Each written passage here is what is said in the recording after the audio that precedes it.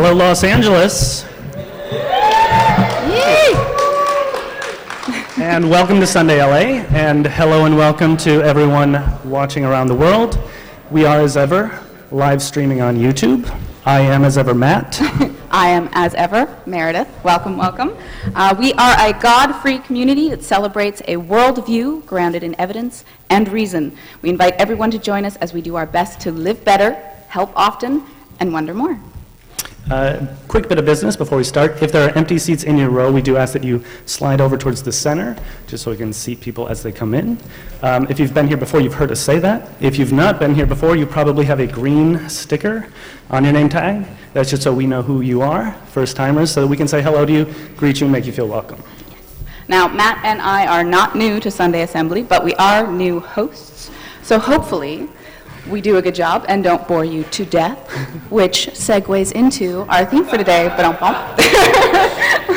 Today's theme is Afterlife, Making Choices Around End of Life. So we'll hear about the Right to Die movement and some different perspectives on a secular approach to thinking about the end of this one life. And you may have noticed that we do have a secular memorial table up here at the front. We've got pictures that people have brought in of loved ones. If you would like to add to that, we welcome you to bring pictures. There's also crafting materials, so please feel free to stop up there at the end of the assembly. And now, we'd like to introduce our musicians. We have Andrew Kelsey and Katie Sharp. And then let's gather the warblers up here, and everyone feel free to sing along.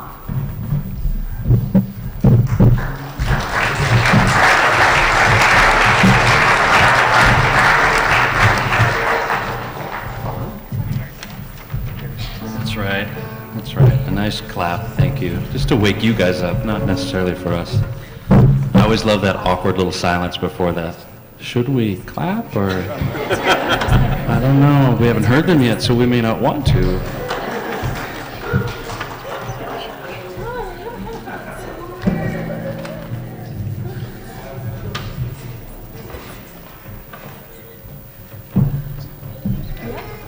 Excuse me, I'm having equipment issues here. Yep. Excellent. Oh, hey. The Wobblers of the future. We encourage you to sing along. There may be times when the PowerPoint's a little different from what you got in your book. So you might watch this more.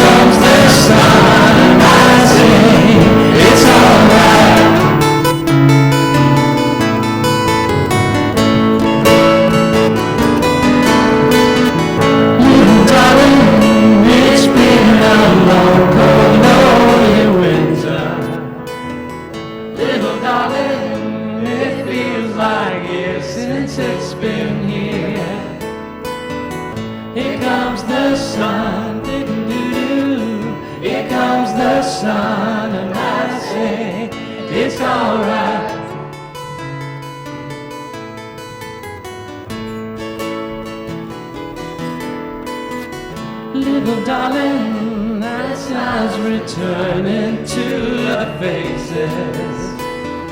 Little darling, it feels like years since it's been here. Here comes the sun, do-do-do-do. Here comes the sun, and I say, it's alright.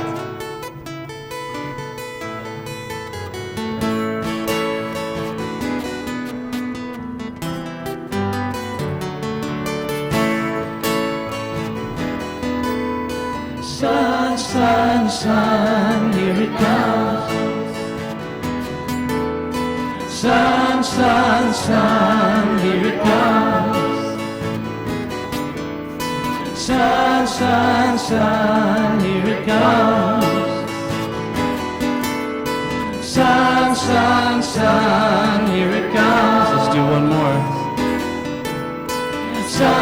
sun, sun, here it comes.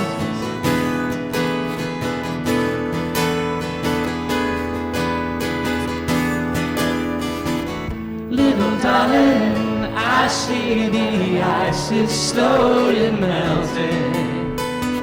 Little darling, it seems like years since it's been clear. Here comes the sun, do-do-do-do. Here comes the sun, and I say it's alright. Here comes the sun, do-do-do-do. Here comes the sun, and I say it's alright. It's alright.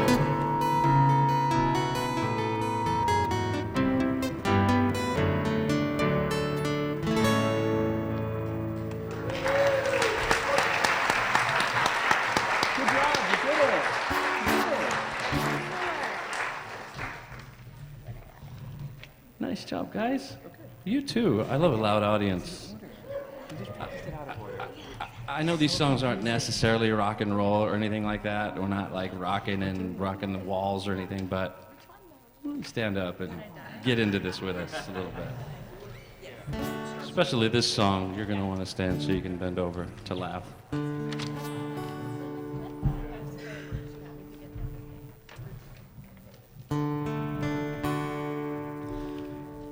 They may bury my body when I die. When I die. They may bury my body when I die. When I die. In a gravesite I'll be found, simply rotting in the ground. If they bury my body when I die. You guys catch on to the repeat? You ready? They may burn my body when I die. When I die. They may burn my body when I die. When I die. When the fiery furnace flashes, I'll be nothing more than ashes. If they burn my body when I die. They may use my body when I die. They may use my body when I die. As the doctors ply their arts, I'll be in 100 parts. If they use my body when I die. When I die, oh, when I die. When I most certainly die. I'll be lighter than a feather and less stressed out than ever when I most certainly die. Well, they may freeze my body when I die. They may freeze my body when I die. Though I might be well mistaken, I would hope to reawaken if they freeze my body when I die. Thank you, Walt Disney. They may eat my body when I die. They may eat my body when I die. If a zombie horde remains, I'll be hankering for brains. If they eat my body when I die. Well, I prefer to never die at all. I prefer to never die at all. But cheating death is such a rarity, it would take a singularity if they do try never die at all. When I die, oh, when I die, when I most certainly die. Oh, the ties that I will sever. I ain't coming back here never. When I most certainly die. We'll go back to the top of this song and sing it all together. They may bury my body when I die. When I die. They may bury my body when I die. When I die. In a gravesite I'll be found, simply rotting in the ground. If they bury my body when I die. When I die, oh, when I die, when I most certainly die, which I will do, in a gravesite I'll be found, simply rotting in the ground, when I most certainly die.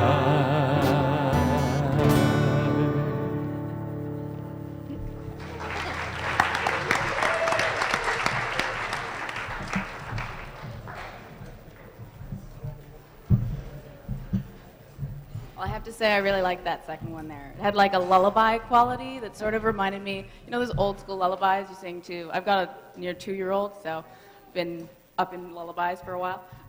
But so many of them, like, you know, Rocking the Cradle, I can't remember what that's called, Falling from the Tree. It kind of reminded me of that, you know, where there's this sort of dark soothing. tone, you know? Yeah, Soothing lullaby. Yeah. Very nice. Yeah, I hate to bring it down, but some sad news. This assembly does not go on forever. It will end promptly around 12:15. But we can't focus on the end, though. That's true. It's about We're the just going to journey. focus on having fun now, but then afterwards, we do have coffee and snacks in the back, and you're welcome to stick around for that. We also collect donations every month, and this year it was the Westside Food Bank, so thank you to everyone who brought in canned foods for those. There's a box by the front door if you still have some and need to donate.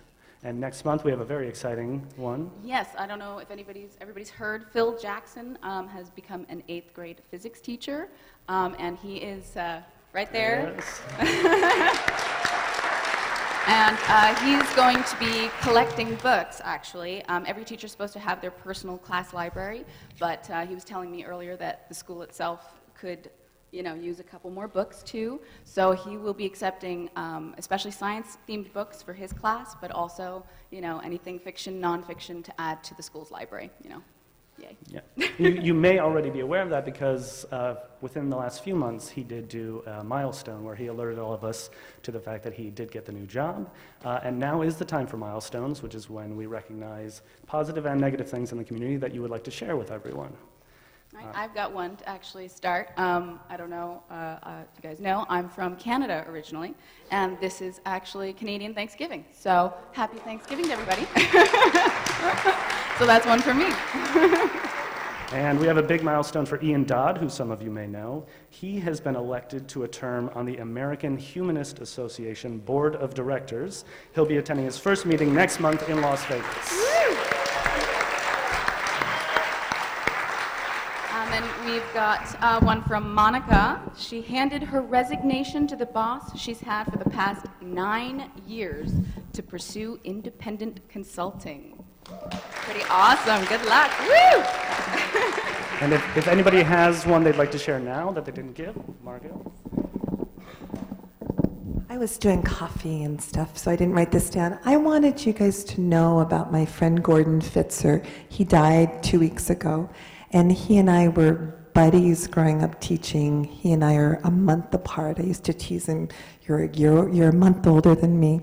But he was a fabulous principal. I printed out an article about him, and it was very sudden, but he was one of the really, really, really good guys. He worked really hard with kids that really needed somebody who was a really good guy. So I wanted you to know him about him. Anyone else? Anyone else? All right. So now is the time for Sala Kids. So anyone who has a little one that they would like to, there's someone right over there to meet with them and take them over to the room, a bunch of toys, and they can enjoy themselves while we enjoy ourselves over here.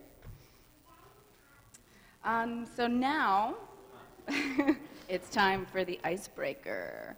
So this is when we usually play a game or pose a question or something just to kind of, well, break the ice and yeah, get everybody to kind of get to know each other. So today we have a question. What is that question? Well, no, it is, if you could spend time with any person who has died from your past or in all of human history, who would it be and what would you do? Well, who would it be for you? You know, right now, kind of what pops into my head is Joseph Campbell. I absolutely love him. I don't know if you guys are aware of his work with mythology, world myths. If you haven't, check him out. Fabulous. And yeah, I would just, wherever he wanted to go, coffee shop, I don't care, just 2 chairs and talk. Very cool. There you go. So find someone you don't know or someone you do, ask them a question. Who would they spend time with? If in their own life or someone just from history who has passed on, and learn something about them. I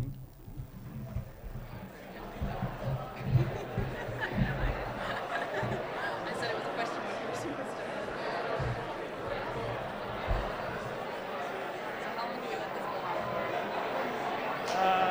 Usually like 2 minutes, I think, until it starts kind of piddling down, and then we always still have to kind of push them up. So who would your person be? I was thinking about that, and I couldn't really decide because part of me wants just like Shakespeare, sit down and just chat. And then I was thinking humorous in case I had to get something in front of everyone, which I thought living, not just to talk slavery or anything like that. Just sit down and watch a presidential debate.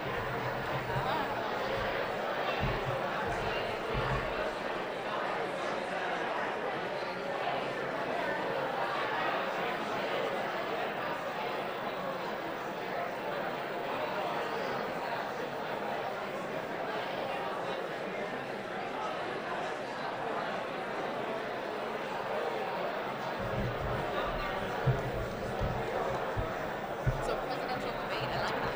Yeah. That or the guy who, presumably a guy who decided that olives taste absolutely disgusting right off the tree, but if you soak it in brine, suddenly they're edible. Like, what was the thought process there? Right, how did that happen? Yeah. So I've always wondered how popcorn happened. Okay. Yeah, right? Somebody just get mad and throw corn in the fire? And Yeah, presumably it had to be a mistake somewhere along the line that people just kind of who bland was the on. person that like, ooh, this jumped out of the fire, I'm gonna eat it? Yeah, my other person who I was possibly going to mention, but it's kind of hard to preface with my grandfather. He's actually quite a horrible man to my mother. Yeah, oh, historical, but like a philanthropist, like community organizer, get the shirt off his back to a stranger, but family, like, so, yeah, I'm going to sit down with him and go like, so, how did that work? But I figured that was a little bit too family drama-esque to explain in front of everybody. Yeah. All right. Molly Canute? Probably. I think good so. to go? Yeah? I think so. Yeah? All right, everybody. Can wrap up the icebreaker. Yes. Knock, knock, knock. Anybody there? Almost there. I feel like we have this half of the room. Lots of time for discussion later, so just remember where you left it Yes. and pick it up there later. So right now we're actually going to have our own Molly Canute come up today. I'm sure many of you know her, and if you do not, then you should, because she's fabulous. She is going to be doing a reading from Greta Christina's Comforting Thoughts About Death That Have Nothing to Do with God. So let's give her a warm welcome.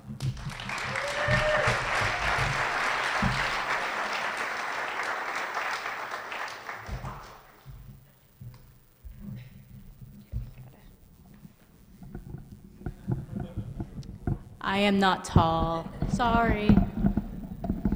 There we go. Excellent. All right.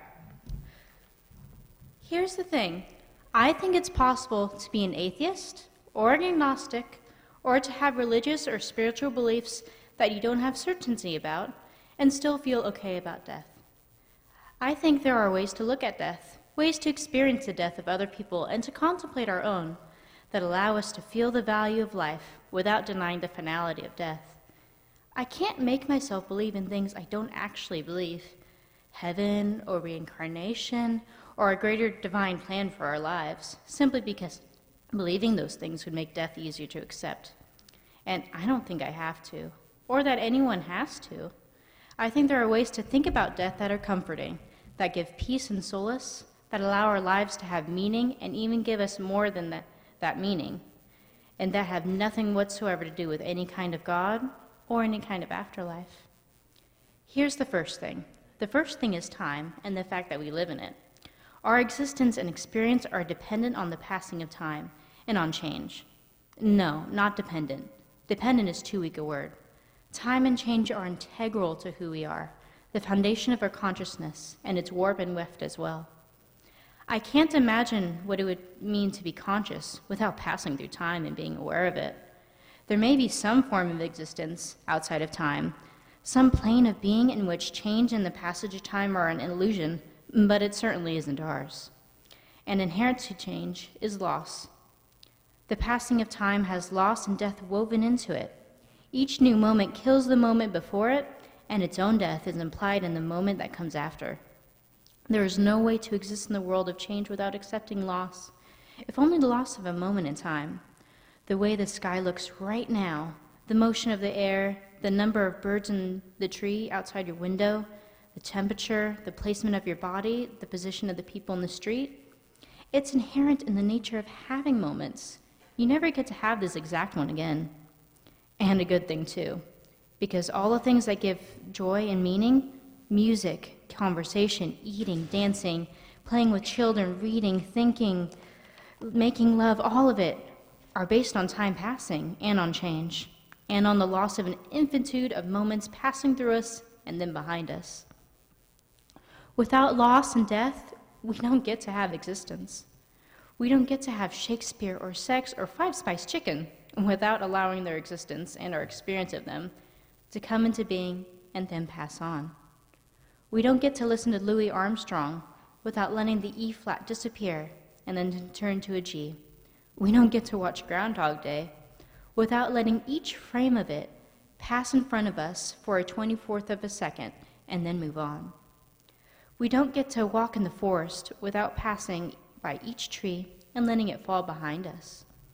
We don't get to stand still in the forest and gaze at one tree for hours without seeing the wind blow off a leaf, a bird break off a twig for its nest, the clouds moving behind it, each manifestation of the tree dying and a new one taking its place.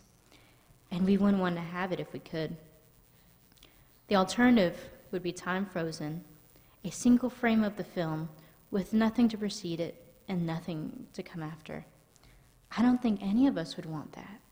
And if we don't want that, if instead we want the world to change, the world of music and talking and sex and whatnot, then let it be worth our while to accept and even love the loss and the death that make it possible.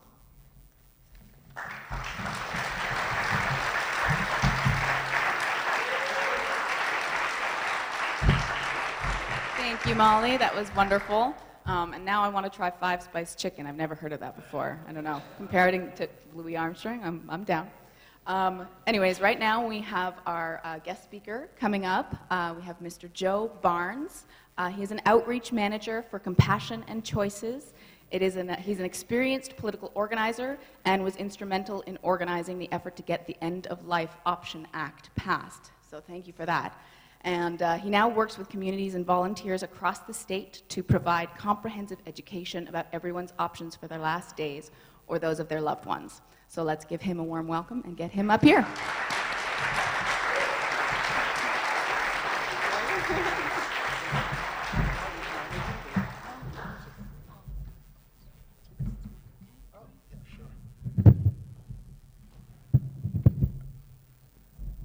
Good morning. It's always a pleasure to be back in Los Angeles since I live in LA, but I spend so much time traveling around California just providing outreach and education to the general public.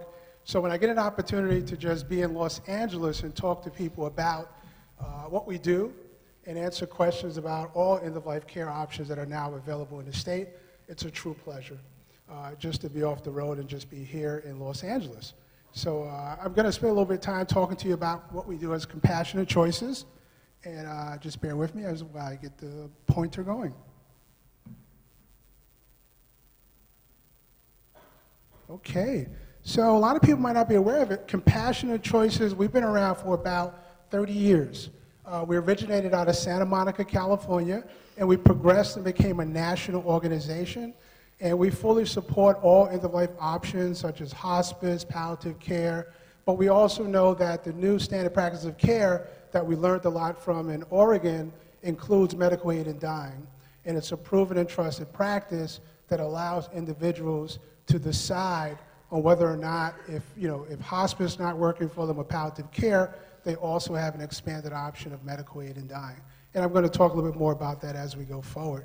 So we truly believe that in shared decision making between patients and doctors is so important, and that's one of the things that we value the most at Compassionate Choices, just to make sure that the general public and healthcare providers know about all end-of-life options that are available.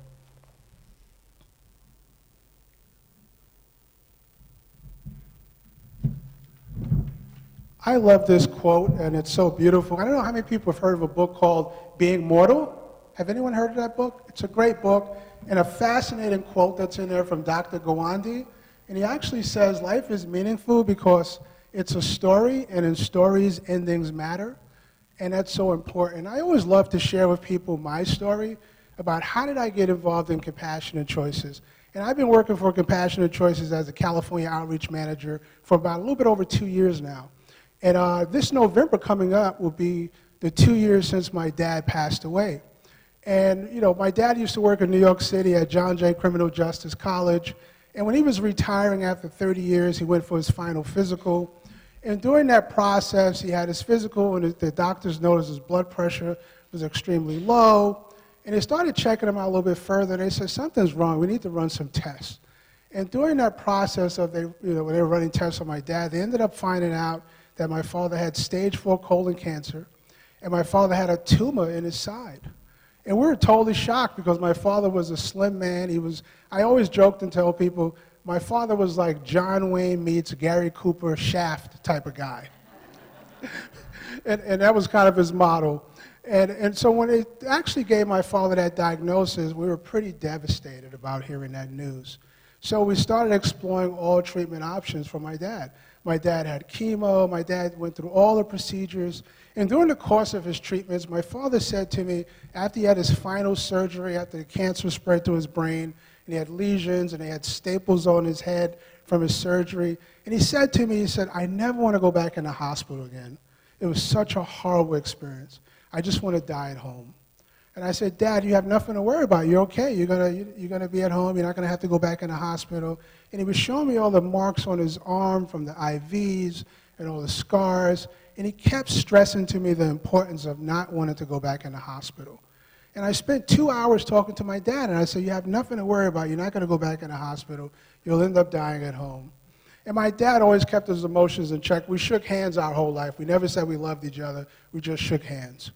And I leaned over to my dad before I left to come back to California, and I said, I just want you to know that I love you. And I gave him a hug, and he paused. And he leaned up and said, I love you too, and gave me a hug, and then right away we changed the subject and started talking about sports. And right at that process, my mom, who's a retired registered nurse, walked in the room and said, is everything okay? And I said, yeah, we're just talking about the game. And I left, and I said, okay, I'll talk to you guys when I get back to California, because I'm working on this campaign to pass medical aid in dying in the state. My dad said, do a good job. And that's what he always used to tell me. And I said, okay. And I got back home, and later on that evening, about 2:30 in the morning, I got a phone call from my mom. And my mom told me that my dad wouldn't wake up when she went to give him his medication, and she called 911. So immediately when my mom called 911, they started trying to resuscitate my dad. So my dad ended up in the hospital in an ICU. He ended up slipping into a light coma, and then from being in a light coma, he actually had hemorrhaging in his brain, he had a stroke. So he went from being in a light coma into a deep coma. So now I'm on the phone talking to my father's physician, and he's telling me that if my father ever woke up again, he would be in a vegetative state. He wouldn't know who he is, and he would actually just be totally, he wouldn't be able to make any decisions whatsoever about his day-to-day life. And I actually sat back and said, I cannot believe this. I just spent 2 hours talking to my dad about how he would never be in a hospital again. And I said, okay, so here's what I want to do, Doc. I want to just go ahead and take my father out the hospital and just let him die at home because this is what he wanted. And the doctor said to me, I'm so sorry. The only thing I can allow you to do is to move your dad from the ICU to the palliative care unit, and his body will eventually shut down. And I said, I got to tell you, this is not what my father wanted. All the paperwork my dad had, he explained that he didn't want to be on any machines, he just wanted to die at home. And so we're so sorry. This is how it works. If someone is in an ICU unit, if they're in a comatose state, the only thing family members are allowed to do is to move them from ICU to a palliative care unit. Now, if you want to go ahead and try other options, but I'm being very honest with you, if your father ever woke up again, he would be in a vegetative state. And I looked over to my mom, and I think I inherited this from my dad, whereas my dad wasn't a religious type of person. And I have never been much a religious person, but my sister and my mom are very religious. And we actually sat back, and the doctor, we had such a wonderful doctor, and he said, what would your dad have wanted? And I said, the one thing my dad wanted is to go ahead and pass away. He would not want to be in this hospital. But when you're dealing with end-of-life care decisions, you always find half of your family is waiting for a miracle, and the other half is coming to terms with what's really going on. And I came to terms with what was happening, and it was my goal to get my father out of that hospital so he can actually be at peace. But what ended up happening is my father ended up staying in the palliative care unit for 13 days. And part of that 13-day process, his body shut down. I watched his body shaking. I watched tears coming from his eyes. And the doctor said, we just want you to be aware of he's not in any pain. And I said, I got to tell you something. I know my dad, he's in a lot of pain because this is not how he wanted to die. My father wanted to die with dignity and to have expanded options, and he never had that opportunity. And after my father passed away after 13 days, we ended up giving him a lovely funeral, and I flew back to California. And the second day after I got back, I walked into a room to do a meeting to talk about passing medical aid and dying in California. And the first person asked me a question. They said, isn't this law going to abuse people? And I sat back just experiencing what happened to my dad, and it just became even so much more real for me. And I said, I got to be totally honest with you that when you experience a loved one suffering and excruciating pain and not having expanded options when you're dealing with end of life, it changes your perspective on so many levels. So I came back even more inspired to help pass this law. And that's why I work for Compassion and Choices after experiencing how my dad had a horrible death. And I always try to tell people that about my father is that I don't know if my dad would have chose to have access to medical aid and dying. But the one thing I know about my dad is that he would have wanted to have an option to decide for himself versus having to die in a hospital. So I bring up that story because it's important because so many people think about they know how they want to die. Everyone kind of has that assumption about, well, I know how I'm going to die. But there's so many people who die in situations that they never expected that they would be in. So what I'm going to talk a little bit about is about, not just medical aid and dying, but also want to make sure you can walk away with understanding about all your expanded options that are available. Because having options are truly important.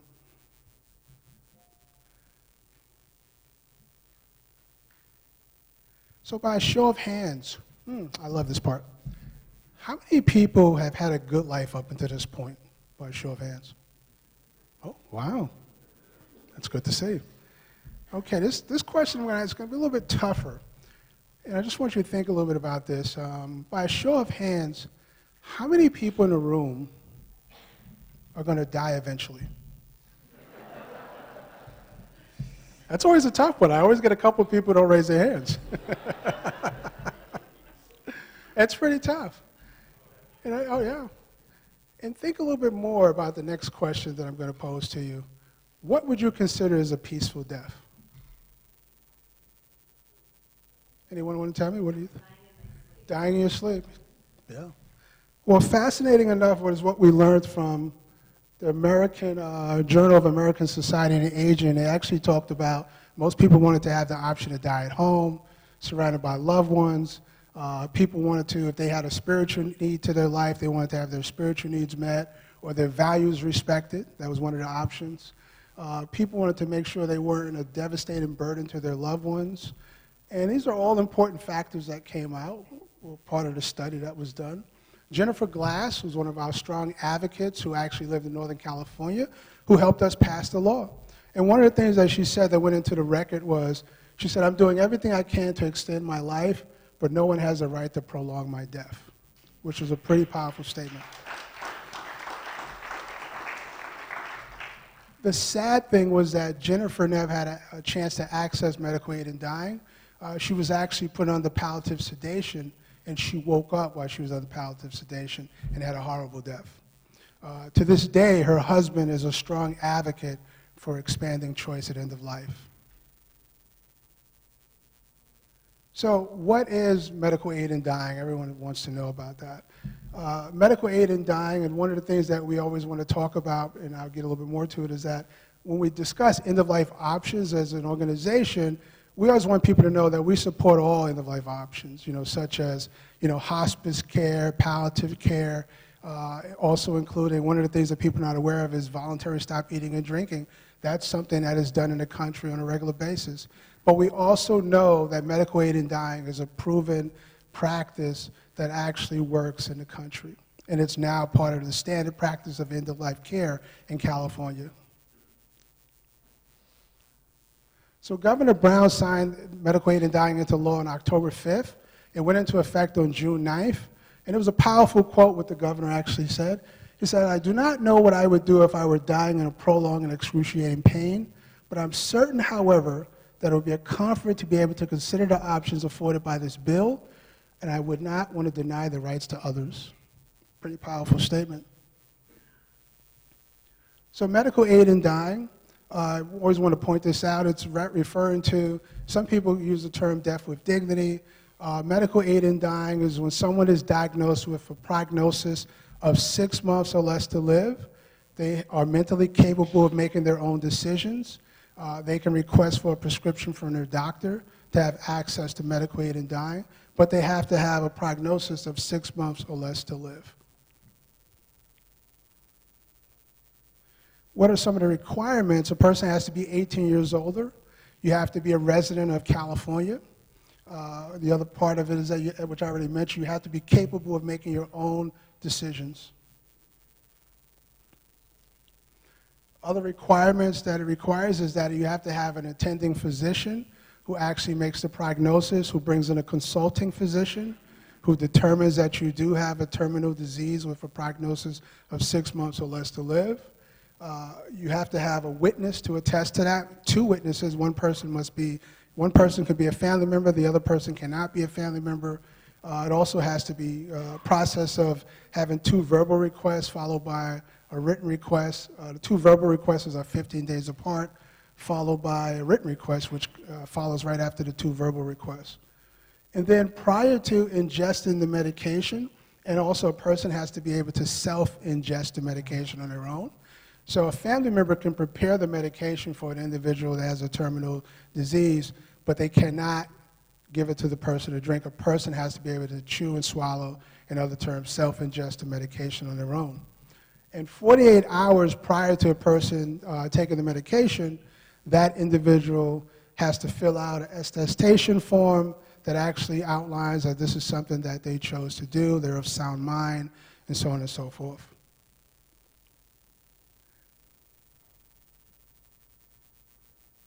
So one of the things we always want people to know is that medical aid in dying is not assisted suicide.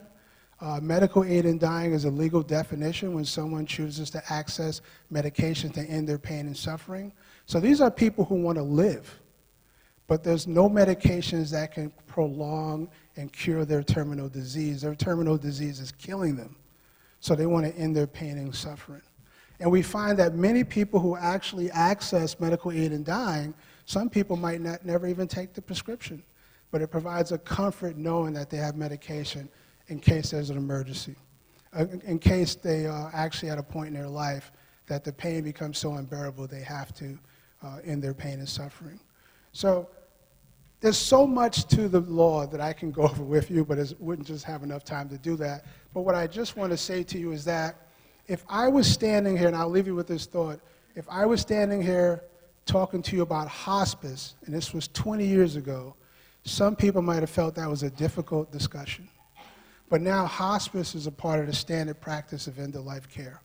So medical aid in dying is now part of the standard practice of end-of-life care in California. And we've learned that from Oregon, which has been the law for over 20 years, the practice. So now that it's here in California, we already see a number of people who have already accessed the medication to end their suffering and pain.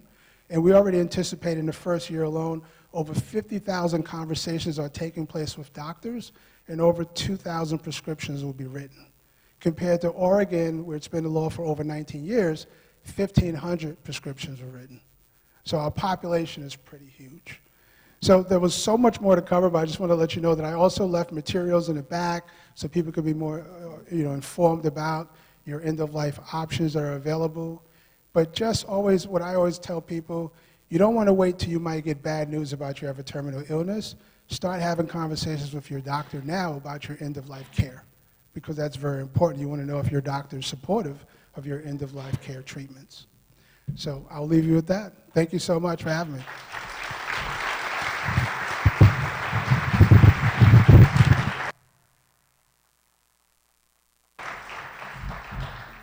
Yes, thank you, Joe.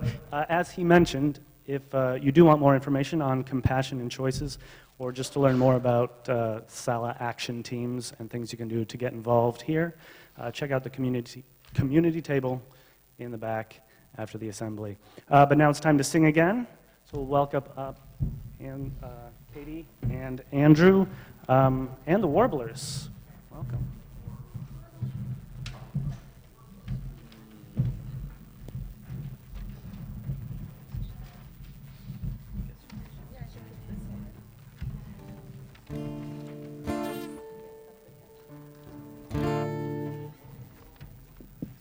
Thank you, Joe. That was really awesome and enlightening. Gave me a lot to think about.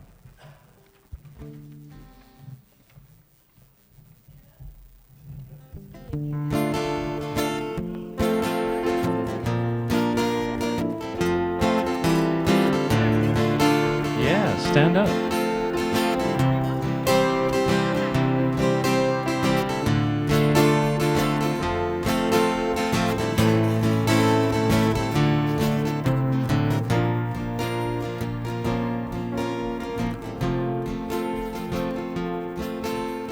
Love of mine, someday you will die, but I'll be close behind.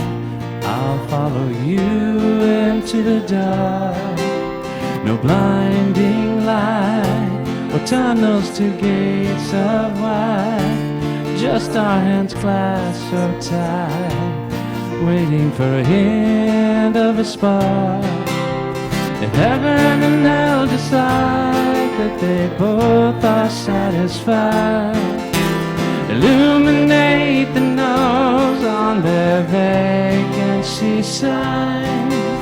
If there's no one beside you when your soul embarks, I'll follow you into the dark.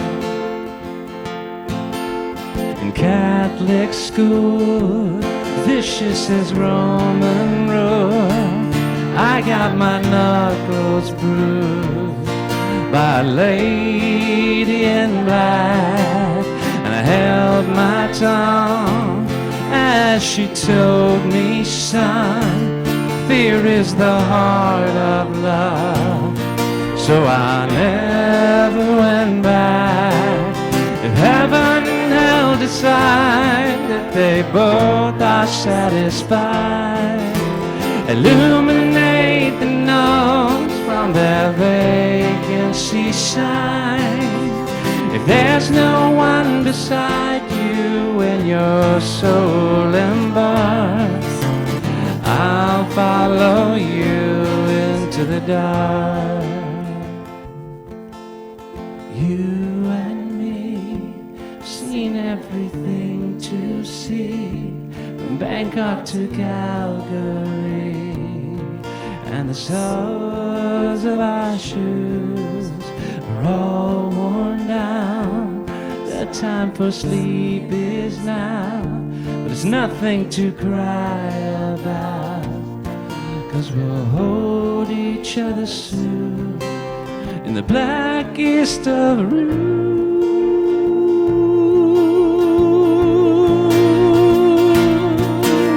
If heaven and hell decide that they both are satisfied, illuminate the nose from their vacancy sign. If there's no one beside you when you're so embarrassed, I'll follow you into the dark. I'll follow you into the dark.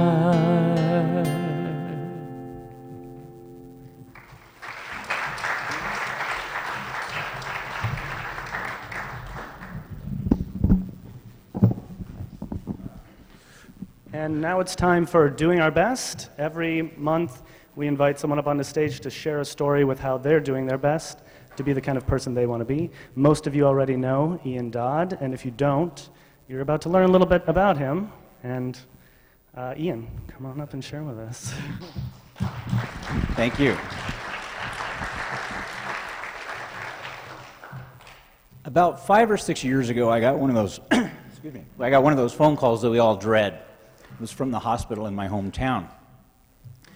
My mom, who was in her mid-80s at the time, had collapsed and when her heart stopped. So somebody started applying CPR and somebody else ran to call 911.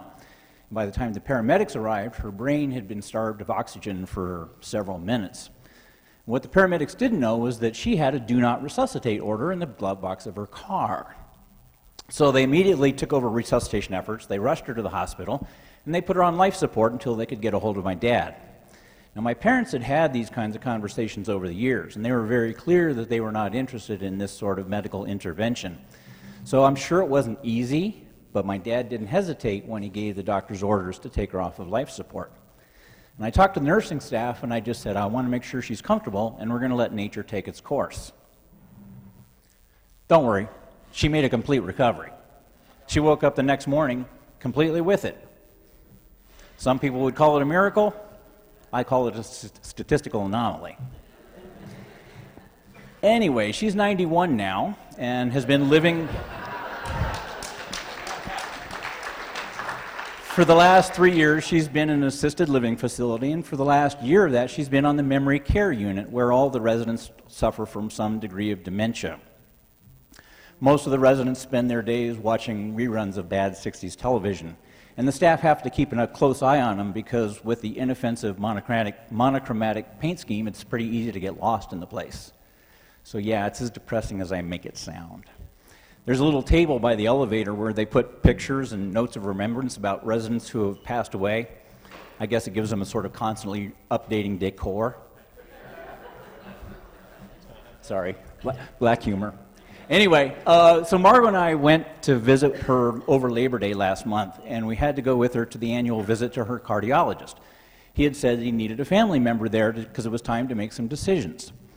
When she died the first time, she got a pacemaker put in, and the service life of the battery that powers that pacemaker is coming to the end of its expected life. So we had to talk about the options. Well, fortunately, we had information about this from months previously, so we'd had a chance to have these conversations over the course of the summer. And so despite her dementia and sort of the way she reweaves reality with every conversation, there's one thing my mom's really clear about, which is that life has gone on too long and she wants out. Now, she would never have the courage to take her own life, but here was an option. Let the battery die, and she dies too. So we told that to her cardiologist, and he was completely sympathetic, completely supportive, didn't try to argue her out of it, and he said, great, well then let's talk about what the future looks like. And he kind of laid out the time frame for the next few months what she can expect, and he told us that in his best estimate, this battery might last 6 to 9 months, maybe a year at the outside. And then at the very end, he made what I thought was a really extraordinary offer. He said, look, if life ever gets so unbearable and so difficult, I can turn this thing off with a few keystrokes over a Wi-Fi network. So part of living better is dying better, and part of helping often is helping others. So I guess for us, doing our best over the next few months is helping my mom make this transition out of life. It means being in touch with her a little more closely with phone calls every day. It means renting an Airbnb in my hometown so that we can all have one last Thanksgiving together. And it means if she decides to take her doctor up on that final option, that we're there to support her in that. So, like I said, part of living better is dying better, and part of helping often is helping others to die better too. Thank you.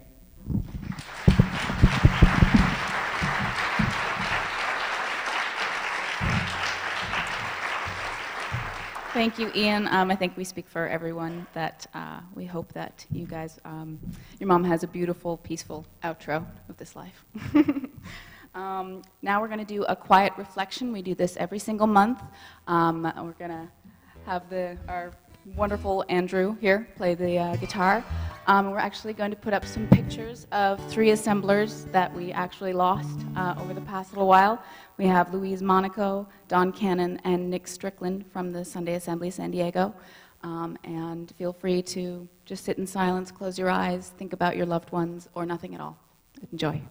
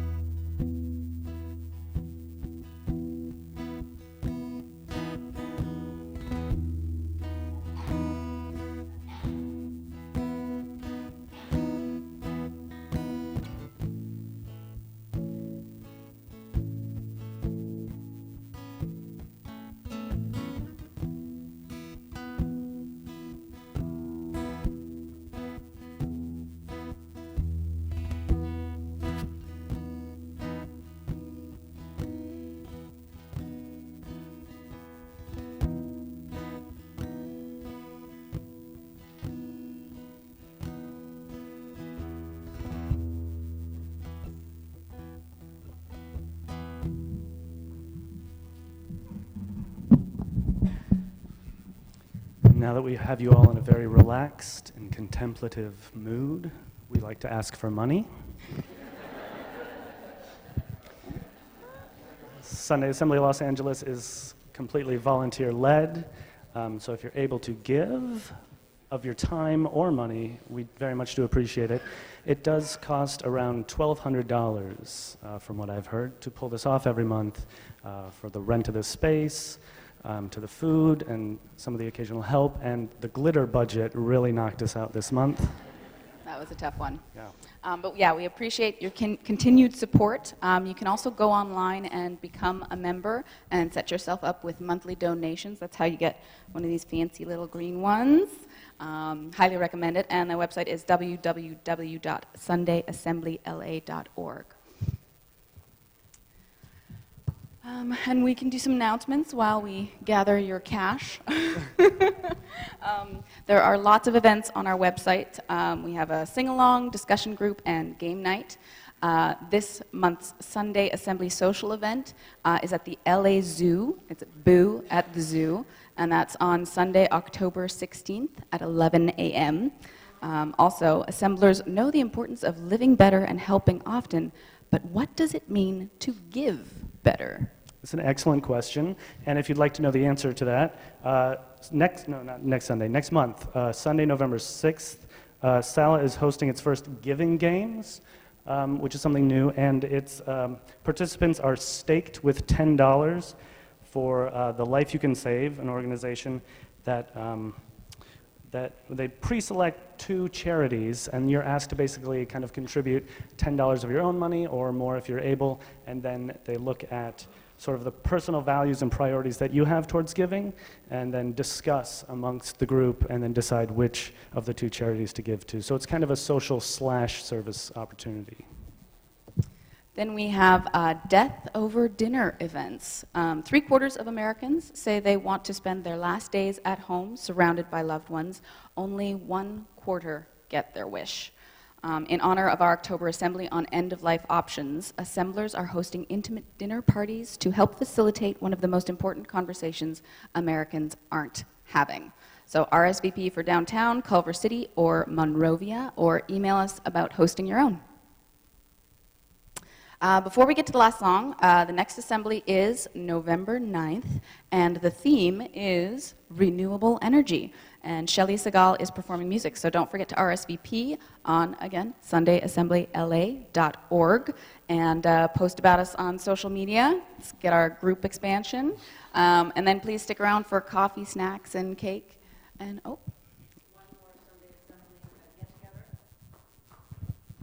The best kept secret in Santa Monica. 71 years, the Santa Monica Symphony Orchestra, which is outstanding, performs tonight at the high school. And if anyone wants information, see me or the internet, but it is fabulous. I'm going to miss the debate. Right. Oh, dear. Yeah, so afterwards, check out coffee and snacks in the back. Check out the community table to see about the symphony and lots of other things happening. And then around 1:30, we all sort of move over towards across the street to the Oinkster for a little bit of lunch, and everyone is welcome to join in on that. Let's get Andrew and Katie back up for that one last song. And warblers. Thanks again to Andrew, Katie, Joe, Ian, all of you for being here, all of the volunteers who made this happen. And we've got one last song, so if you'd like to stand, please stand. If you'd like to dance, please dance.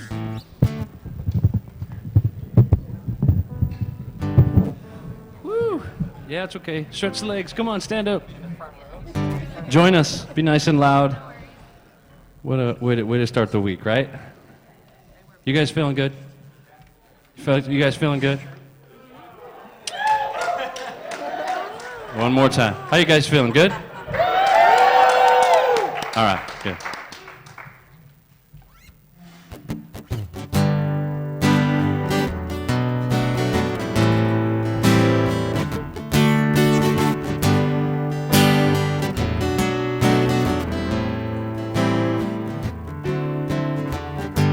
I know it sounds funny, but I just can't stand the pain. Girl, I'm leaving you tomorrow. Seems to me, girl, you know I've done all that I can. Yeah, I begged, stole, and I borrowed. Yeah, ooh, that's why I'm easy.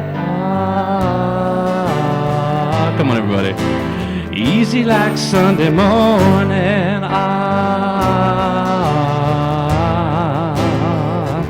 That's why I'm easy. Yeah, I'm easy like Sunday morning.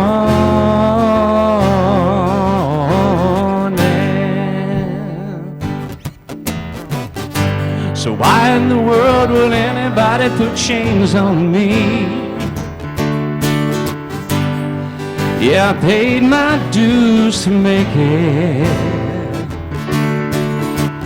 Everybody wants me to be what they want me to be. I'm not happy when I gotta fake it.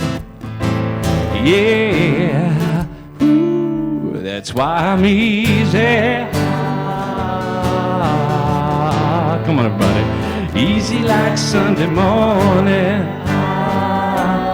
Take the cake.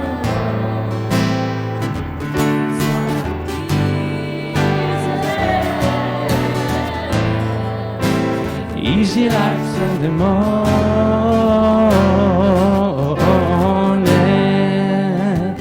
Well, I wanna be high, so high. I wanna be free to know the things I do right. I wanna be free, just me.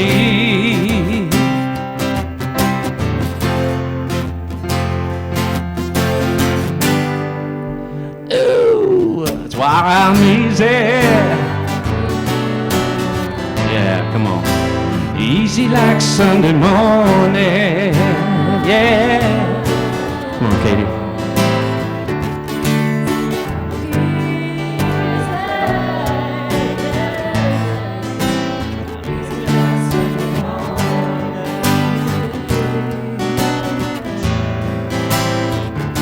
That's why I'm easy. Yeah. I'm easy like Sunday morning.